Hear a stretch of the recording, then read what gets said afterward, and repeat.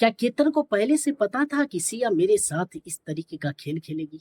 सारे सवालों को क्लियर करने का कोशिश करूंगा। तो नमस्कार, मैं आपका भाई राहुल।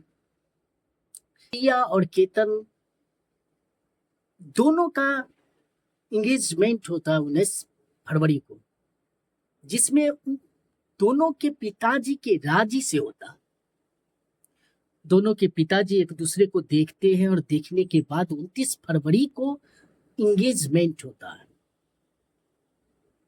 केतन सिया के बर्थडे पार्टी के बारे में सोच रहा था, वहीं सिया उसके मारने की साजिश के बारे में सोच रहा था।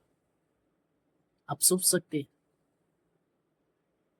सिया बता भी तो सकती थी। अगर शायद सिया बता देती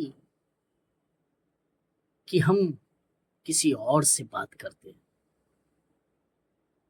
तो किसी का घर बच जाता, किसी का घर बिखरने से बच जाता,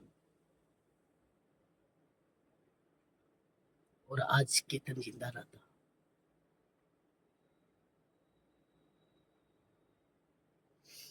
तो चलिए, सिया और केतन के बीच हम एक कुछ विशेष जानते हैं कि सिया जो है 29 फरवरी को सिया और केतन का एंगेजमेंट होता है। और एंगेजमेंट के बाद कुछ शायद सही नहीं रहा, क्योंकि सिया किसी और के प्रेम प्रसंग में पड़ी हुई थी। जब दो के बीच में तीसरा आता है तो कुछ गलत होता ही है। ऐसा ही कुछ हुआ इनके साथ, क्योंकि तब से रिश्ता इनका सही नहीं चल रहा था।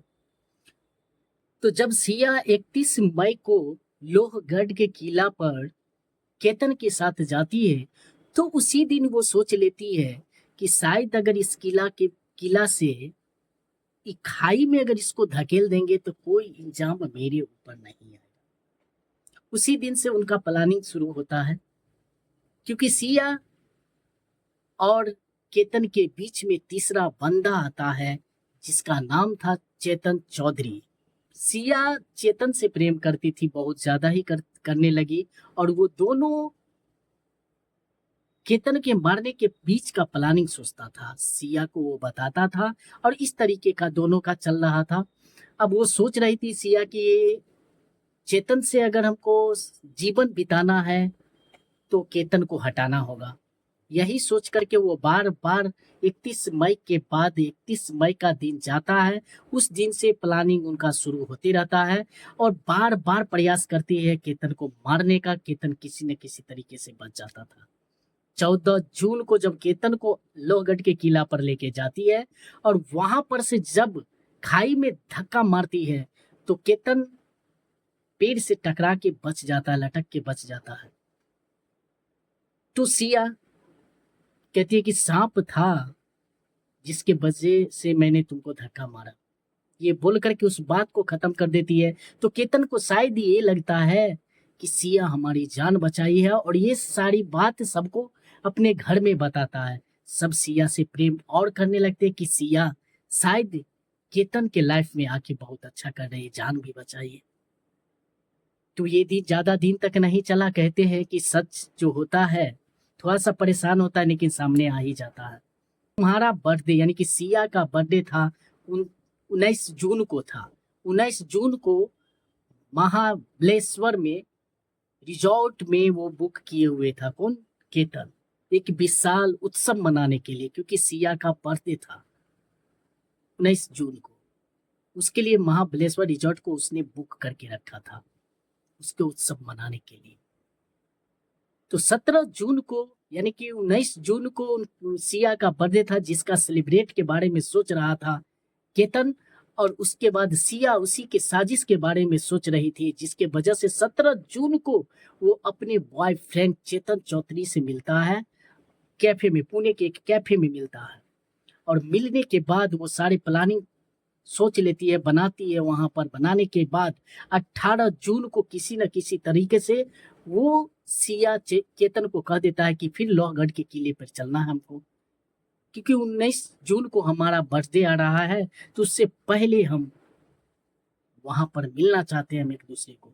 लोहगढ़ के किले पर हम जा रहे हैं मिलने के लिए। वहीं 17 जून को उसका प्लानिंग पूरा सेट हो चुका था। और उसके बाद जब केतन और सिया लोहगढ़ के किले पे चल रहा था। एक मुंह पे गमछा यानी कि पूरे मुंह को ढक कर, इतना धूप में भी एक लड़का उसके पीछे पीछे चल रहा है। मतलब कि वो लड़का सिया की बॉयफ्रेंड है। देख सकते हैं आप लोग, मुंह दिख नहीं रहा है लेकिन उसके बॉयफ्रेंड है, क्योंकि कैफे में भी वही लड़का था।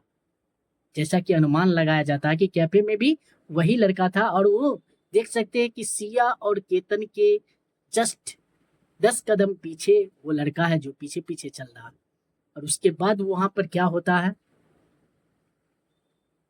सेल्फी के बहाने सिया केतन को बोलती है वहां पे खड़े होने के लिए। उसके बाद धक्का मार के उसको 400 फीट गहरी खाई में फेंक देती है केतन को।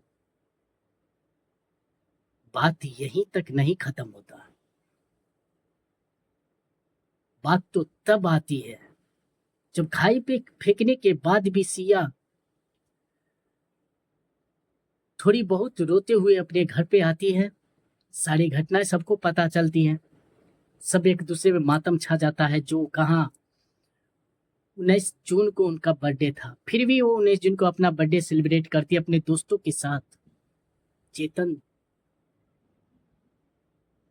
चेतन चौधरी के साथ अपना उत्सव मनाती है।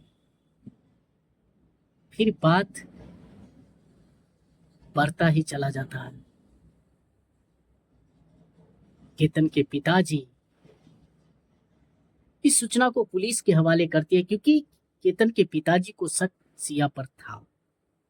और उस शक के जरिए बस केतन के पिताजी ने ये कहा था कि सिया शायद किसी और से भी बात करती है। तो केतन के पिताजी, उसको लगता है कि सिया शायद किसी और से बात करती है, इसी की वजह से उसने पुलिस को सूचना देती है। पुलिस की सूचना देने के बाद जो सच्चाई सामने में आता है ना, और आता ही चला जाता है, बार बार आता है। जितना वो सिया अपने बयान से, जब सिया से जब पूछा जाता है कि केतन की मौत कैसे होता है, कि सिया इस बात पे घबरा जाती है और धीरे धीरे इतने गहरी बात पे वो फंसते उलझते चली जाती है, उसको भी पता नहीं चलता। सच्चाई तो तब मालूम चलता है कि ये जब सारी बात और सीसीटीवी फुटेज और सिया के बयान से ऐसा लगता है कि केतन का मौत नहीं, एक हत्या किया गया था। सारा प्री प्लानिंग सिया का था। कैसे लोग एक दूसरे पे विश्वास करेंगे। और ये घटना सिर्फ सिया और केतन का नहीं है, ऐसे अक्सर होते ही रहते हैं। आप लोग को क्या लगता है? आप लोग अपना राय कमेंट बॉक्स में जरूर बताइएगा। धन्यवाद।